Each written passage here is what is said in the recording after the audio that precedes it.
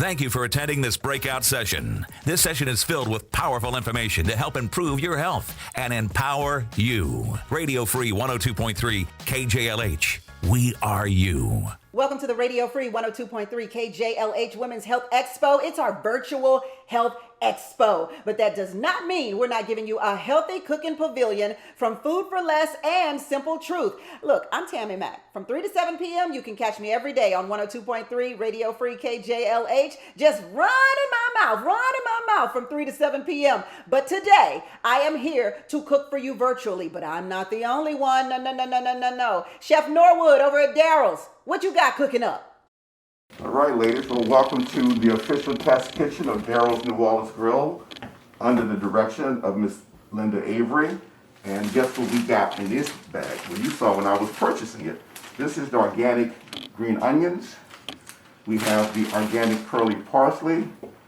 We have the organic brown onion. We have the organic green bell pepper. Last but not least, my personal favorite, the organic garlic. Amazing flavor. And before we get started with the cooking process, we have to first sanitize all of these vegetables. Even though they're organic, but by the same token, we have no idea how many hands have touched these vegetables before it touched our hands. And we just want to make sure that we give you a good, clean product. Okay, ladies, thank you so much for giving me permission to take my mask off since I'm in a very controlled environment here. And one of the first things that we do when we sanitizing our vegetables that we just bought from Food for Less, we get apple cider vinegar, we get baking soda. Remember, all of this is edible, so all of this is clean, and all of this is very natural, and it does not harm the product at all. It's very safe for the product, not only for the product, but for you as well. So we're gonna put some cold water from your tap. We're gonna pour in the baking soda, then 1 part apple cider vinegar. Then we're going to take the bell pepper. We're going to take the green onions.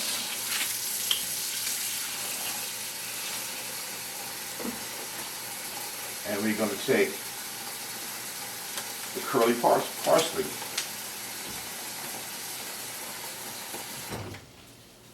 So what we want to do, we want to submerge these items in the solution, and because sometimes in the garden you get a lot of rock petals, a lot of dirt, a lot of dust in between that, so you just want to make sure that you soak it long enough where all of these items are removed.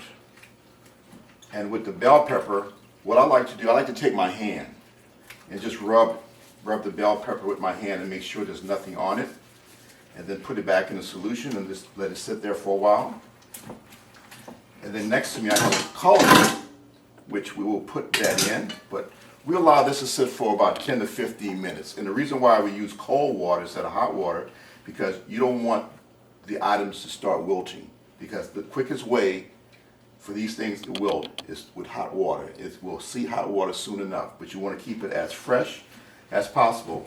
As you noticed when we were at Food for Less this morning, we were there when it first opened because of the fact that we like to get there when the produce manager is there putting out the fresh vegetables. He normally gets there around 6 o'clock in the morning, and I try to be there at least by opening to be one of the first ones to be able to pick through the vegetables, because in the middle of the day and at the end of the day, you really don't have the freshness of the vegetables, but they're still good.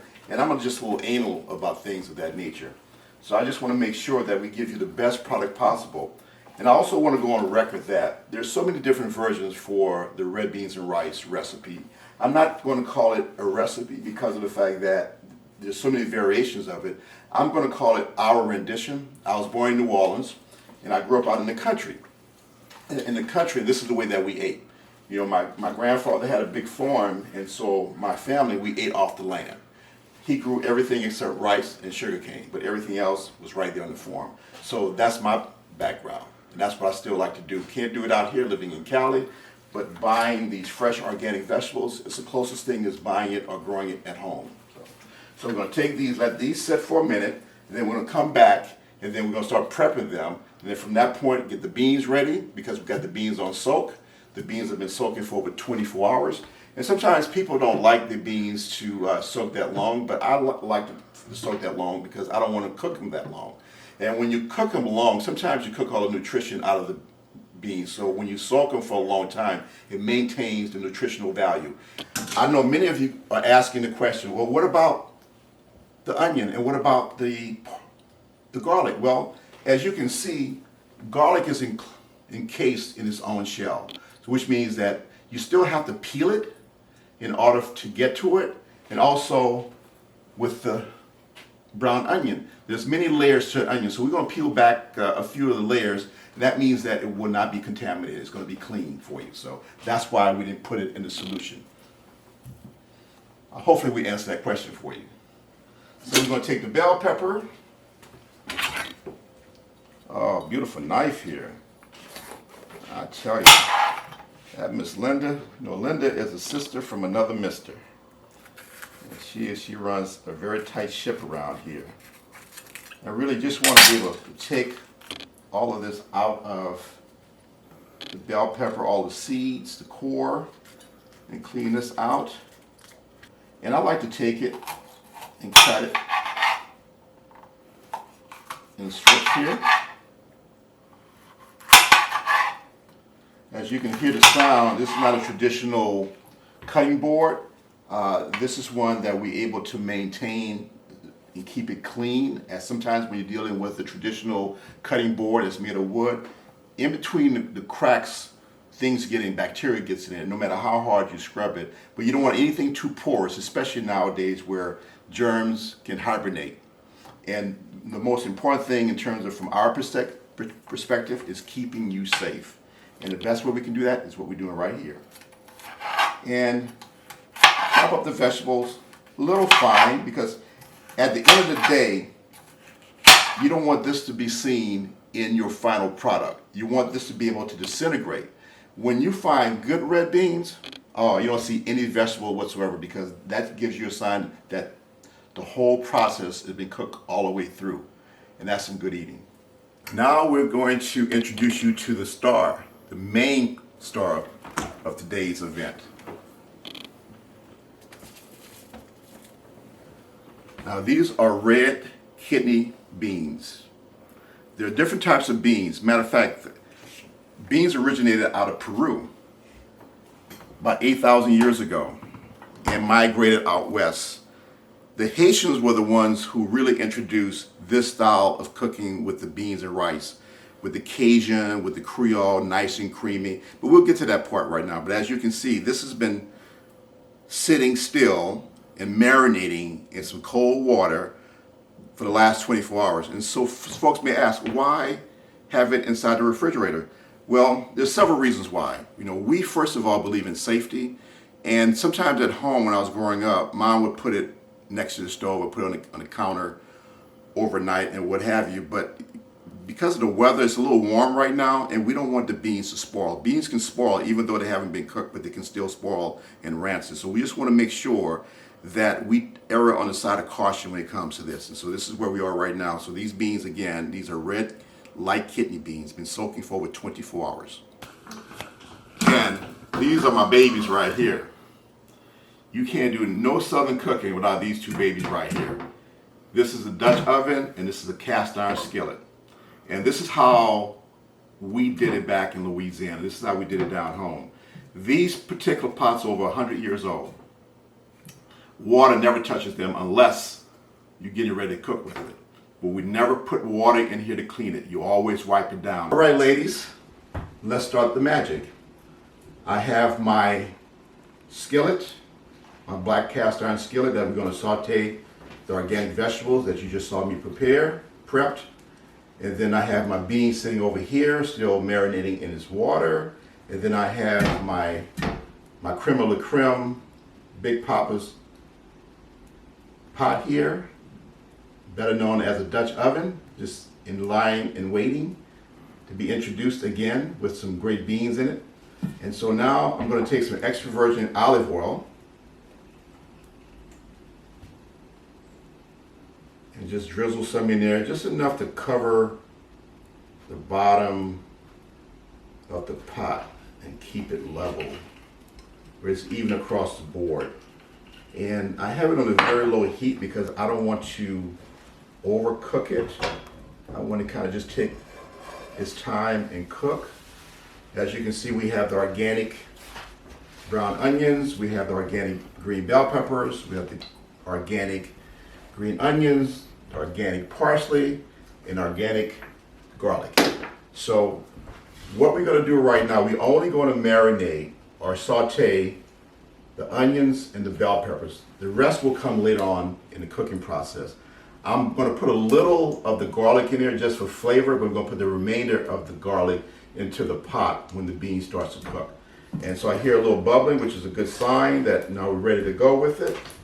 We're doing red beans because red beans are such a great source of protein. And it's very, very simple to make it. It's not high maintenance food. I can see the onion starting to sweat. I'm going to start adding my bell peppers. Bell peppers doesn't take long to cook, so that's why we delayed putting them in there. And then also what I like to do as well, I like to add a little seasoning to it while it's cooking. And what we have here is kosher salt. And the reason why I like kosher salt personally because of the fact that it's not like traditional table salt where it has all the iodine in it.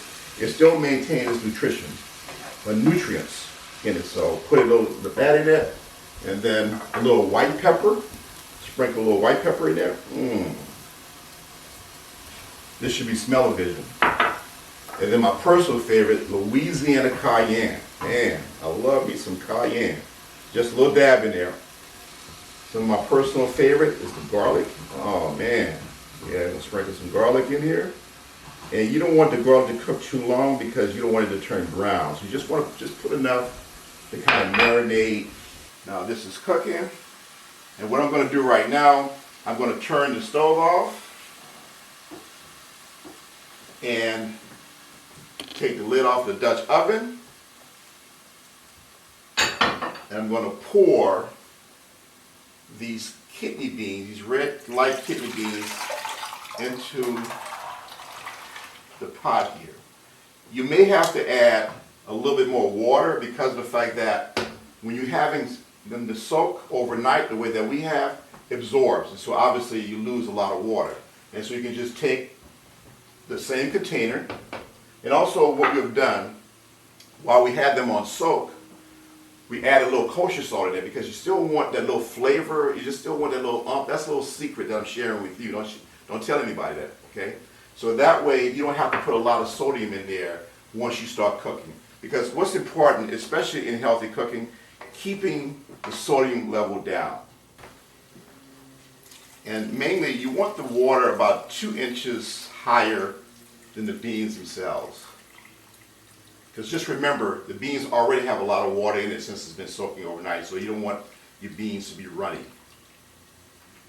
And we're going to take the sauteed vegetables that we just sauteed and just add them to the pot.